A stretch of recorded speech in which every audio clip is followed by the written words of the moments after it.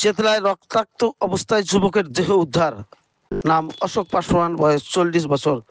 ঘটনাস্থলে চেতলা থানার পুলিশ। এক প্রত্যক্ষদর্শী জানায়, চেতলা রোডে 17 নম্বর বাস স্ট্যান্ড বসে অশোক সহ কয়েকজন মদ্যপান করছিল। এরপরই একটি লোহার শাবল ঘাড়ের পাশ থেকে ঢুকিয়ে দেয়। ব্যুরো রিপোর্ট, সৃষ্টি সকাল, নিউজ বাংলা।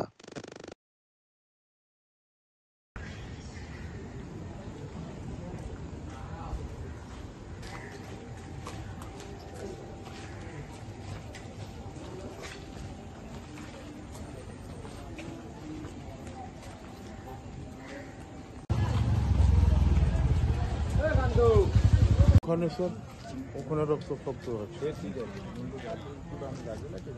না, বলে দিচ্ছি থানা।